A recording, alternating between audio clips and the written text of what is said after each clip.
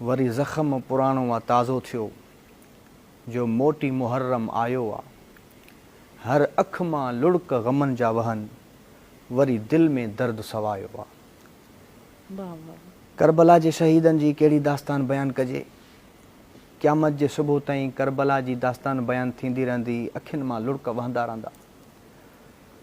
एॾो वॾो दर्दनाक वाक़ियो आहे, जंहिं दर्दनाक वाक़िए जी मिसाल असांखे तारीख़ में नथी मिले।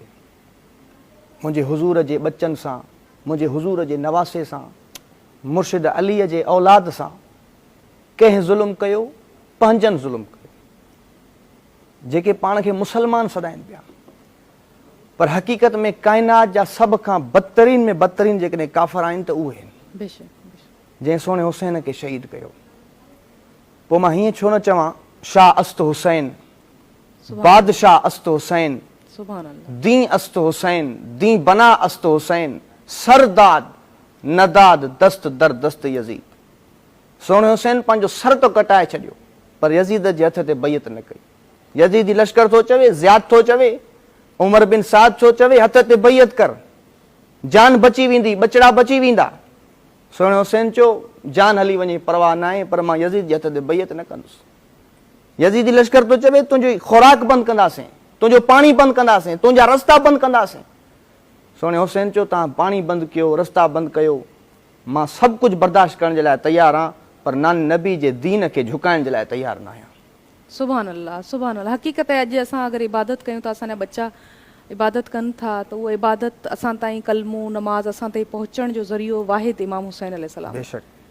ऐं हक़ीक़त इहा बि आहे त जीअं तव्हां फरमायो त हीअ एॾी वॾी शहादत आहे, जंहिंजे हवाले सां नबी करीम सल्लल्लाहु अलैहि वसल्लम बारहा पंहिंजे माण्हुनि खे ॿुधाईंदा बि रहिया, सम्झाईंदा बि रहिया त हुसैन सां जेको मोहबत करे थो उहो मोहम्मद सां मोहबत करे थो, हुसैन खे जेको रंजाए थो, तकलीफ़ ॾिए थो, उहो मोहम्मद मुस्तफ़ा खे तकलीफ़। इमाम हुसैन जे लाइ पाण करीम सल्लल्लाहु अलैहि वसल्लम फरमायो, बचपन जी हालत में, अञा मुंहिंजो सोणो हुसैन जवान न आहे थियो, साईं इमाम हुसैन अञा बालिग न आहिनि थिया, वॾा न आहिनि थिया।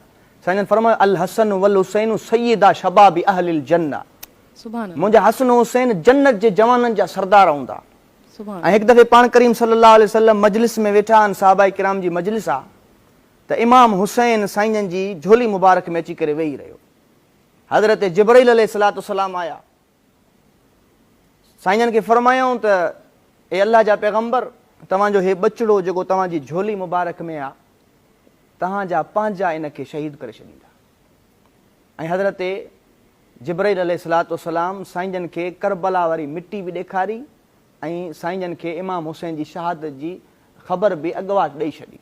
ऐं पाण करीम सल्लल्लाहु अलैहि वसल्लम खे अॻु में ई ख़बर हुई त मुंहिंजे बचे खे हे ज़ालिम करबला जे मैदान में शहीद कंदा।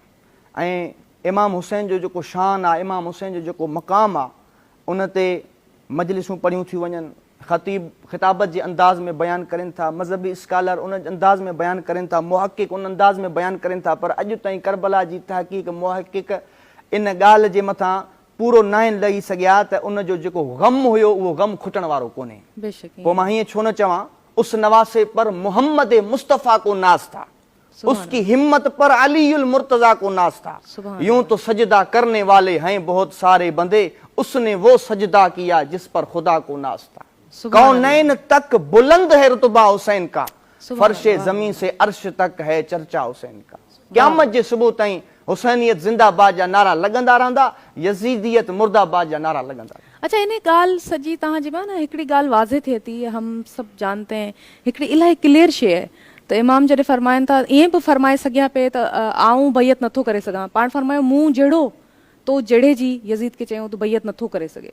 यानी मफ़हूम इन मां असां इहो कढी सघूं था त किरदार आहिनि, को बि किरदार जेको हक़ ते बीठल आहे उहो हिकिड़े फासिक व फाजिर जी बैयत नथो करे सघे। अॼु जे दौर में बि इहा शइ असां सभिनी ते इम्प्लीमेंट थिए थी त हर उहो इंसानु जेको सचो आहे उन खे कंहिं बि ग़लति शइ जी पैरवी न करणु घुरिजे। ऐं मौला अली सलाम फरमायो त जेका बि ग़लति शइ थींदे पंहिंजे साम्हूं ॾिसो त उनखे रोकियो, पहिरीं उनखे हथ सां रोकियो, अगरि नथा रोके सघो त ज़ुबान सां उनखे ग़लति ज़रूरु चओ।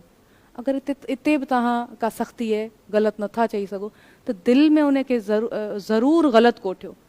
त इन जो मक़सदु इहो ई आहे त असां जेके बि ग़लति थींदे शयूं ॾिसूं था उन ग़लति खे ग़लति चऊं, अगरि चई नथा सघूं त ग़लति सम्झूं ज़रूरु।